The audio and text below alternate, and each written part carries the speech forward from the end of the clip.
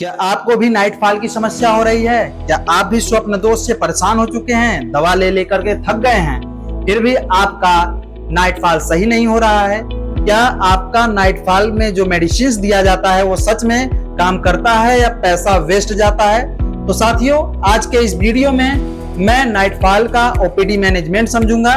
तो नमस्कार दोस्तों, मैं डॉक्टर आदित्य। आज मैं आप लोगों को OPD management of night fall को बेहतर तरीके से समझाने की कोशिश करूंगा। बस बने रहिए हमारे वीडियो के लास्ट तक। अगर वीडियो में नए हैं तो वीडियो को लाइक करके चैनल को सब्सक्राइब कर लीजिए और अपने दोस्तों में शेयर करना बिल्कुल मत भूलिए। साथियों, अगर आपके ओपीडी में इस तरह के मरीज आते हैं तो उसका सबसे पहले हम हिस्ट्री को चेक करेंगे, हिस्ट्री को समझेंगे, हिस्ट्री पूछेंगे कि क्या क्या समस्या हो रही है, इतिहास को समझेंगे। हिस्ट्री का मतलब इतिहास होता है। साथियों, नाइट फॉल का प्रॉब्लम बहुत कॉमन हो गया है। सबसे पहले हम हिस्ट्री को समझेंगे। हिस्ट्री का मतलब इतिहास होता है। सबसे पहले हम मरीज का एज पूछेंगे, मैरिटल स्टेटस का मतलब कि आप मरीज का एज पूछिए और शादी हुआ है कि नहीं हुआ है इसको पूछिए। उसके बाद साथियों, एपिसोड ऑफ नाइट फॉल मतलब कितनी बार आपको नाइट फॉल हो रहा है, वीक में कितनी बार हो रहा है या मंथ में कितनी बार हो रहा है, इसको जरूर आप पूछ लीजिए। उसके बाद दोस्तों, प्रेजेंस ऑफ सेक्सुअल ड्रीम्स, इसका मतलब होता है कि आप सेक्सुअल ड्रीम्स यानी सपने तो नहीं देख रहे हैं, ये भी हिस्ट्री में जरूर से जरूर पूछ लें। उसके बाद दोस्तों, सेक्सुअल हिस्ट्री को पूछिए। मास्टरवेशन ऑफ हैबिट, मास्टरवेशन हैबिट्स को पूछ लीजिए कि मास्टरवेशन तो नहीं करते हैं, या फिर सेक्सुअल स्टेटस यानी आपकी शादी अगर हुई है तो आपका सेक्सुअल लाइफ कैसा है, इसको जरूर आप पूछ लें। उसके बाद दोस्तों, स्ट्रेस पूछ लीजिए, एंजाइटी पूछ लीजिए, डिप्रेशन पूछ लीजिए और स्लीप पैटर्न। अब स्ट्रेस का मतलब तनाव होता है, एंजाइटी माने नींद पूरी ले रहे हैं कि नहीं ले रहे हैं, इसको पूछिए। डिप्रेशन में नहीं है, किसी बात का चिंतन तो नहीं हो रहा है। इसके अलावा दोस्तों, आप नींद पूरी तरह से ले रहे हैं कि नहीं ले रहे हैं, इसको भी आप जरूर से जरूर चेक कर लें। उसके बाद दोस्तों, पास्ट मेडिसिन हिस्ट्री जरूर पूछ लें, जैसे आपको डायबिटीज वगैरह तो नहीं हुआ है या फिर न्यूरोलॉजिकल समस्या तो नहीं हुआ है, इसको भी आप जरूर से जरूर पूछ लें। साथियों, ये तो हो गया हमारा हिस्ट्री। हिस्ट्री बहुत जरूरी होता है। हिस्ट्री अगर आपने पूछ लिया तो स्वप्न दोष वाले यानी नाइट फॉल वाले मरीज को आप बड़े आसान तरीके से सॉल्व कर सकते हैं, इसका मैनेजमेंट कर सकते हैं। साथियों, हिस्ट्री के बाद हम एग्जामिनेशन को समझेंगे। एग्जामिनेशन माने आपके पास जो मरीज आया है उसको एग्जामिन करिए। अब उसमें क्या क्या एग्जामिन करना होता है उसको समझते हैं। साथियों, एग्जामिन में आप जनरल एग्जामिनेशन, मरीज से जनरल एग्जामिनेशन पूछ लीजिए कि क्या आपको इस तरह से समस्या कितने दिन से हो रही है, कितने दिन से नहीं हो रही है, ये आपका जनरल एग्जामिनेशन होता है। साथियों, जनरल एग्जामिनेशन के बाद आता है जेनिटल एग्जामिनेशन।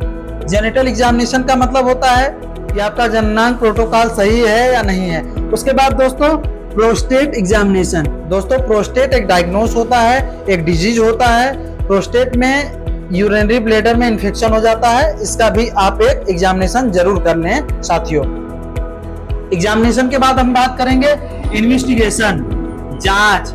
जांच साथियों बहुत इंपॉर्टेंट होता है, बहुत जरूरी होता है, क्योंकि बिना जांच कराए आप किसी भी प्रकार का तुक्का वाला मेडिसिन दे करके तो मरीज को सही नहीं करेंगे। इसलिए जांच कराना बहुत बहुत इंपॉर्टेंट होता है। इसलिए आप डायग्नोस फाइंड आउट करने के लिए इन्वेस्टिगेशन यानी जांच जरूर करा लें। 10 रुपया भले मरीज का ज्यादा लगेगा, लेकिन आप जांच करा के मेडिसिन देंगे तो बहुत जल्दी रिकवर हो जाएगा। तो साथियों, सबसे पहले हम बात करेंगे जांच में यूरिन रूटीन।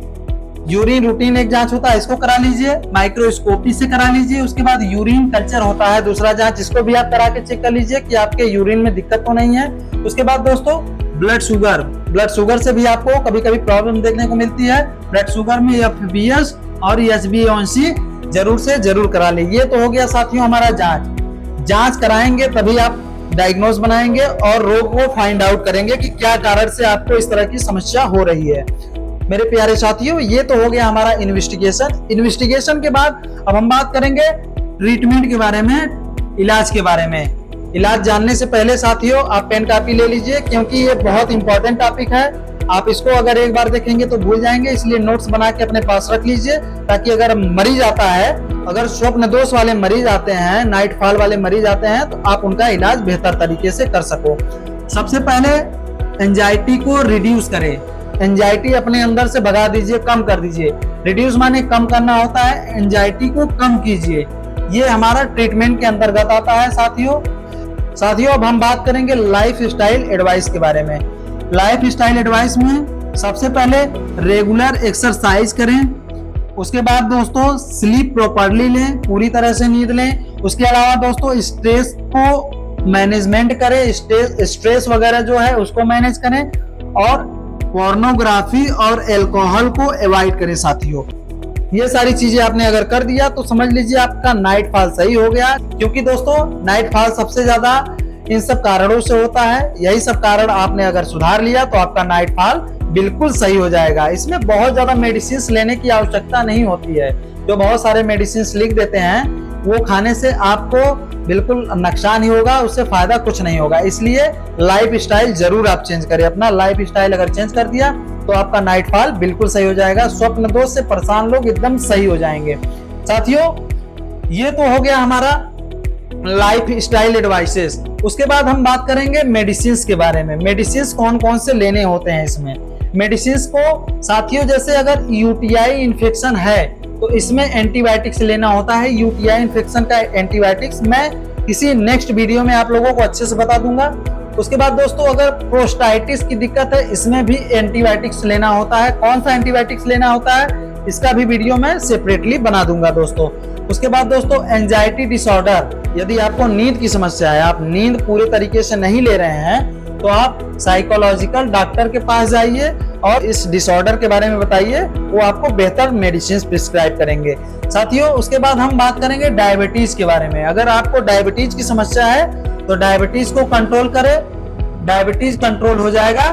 क्योंकि साथियों डायबिटीज का अगर प्रॉब्लम होता है तब भी आपको नाइट फॉल देखने को पाया जाता है। दोस्तों ये तो हो गया हमारा मेडिसिन। अब हम बात करेंगे रेफर पेशेंट। ये बहुत ज्यादा इंपॉर्टेंट होता है क्योंकि साथियों कुछ ऐसे मरीज होते हैं जिनको आपने हाथ लगा दिया, वो मरीज का केस बिगड़ जाता है, वो मरीज आपके ऊपर केस कर देगा जिससे आपकी क्लिनिक बंद हो जाएगी। इसलिए साथियों कुछ ऐसे मरीज को नहीं हाथ लगाना होता है। कौन कौन से मरीज को नहीं हाथ लगाना होता है उसको भी समझ लेते हैं। Painful ejaculation.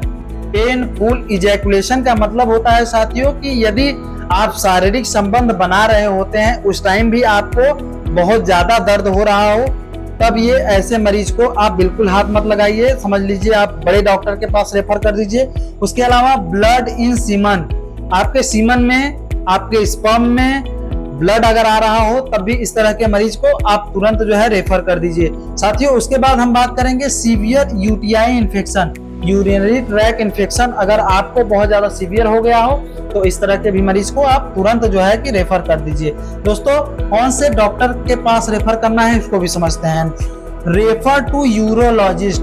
यूरोलॉजिस्ट जो डॉक्टर होते हैं उन्हीं के पास ऐसे मरीज को रेफर कर दीजिए क्योंकि ऐसे मरीज को यूरोलॉजिस्ट ही देखते हैं। साथियों कैसा लगा यह वीडियो? अगर वीडियो अच्छा लगा है तो वीडियो को लाइक करके चैनल को सब्सक्राइब कर लीजिए और अपने दोस्तों में शेयर करना बिल्कुल मत भूलिए।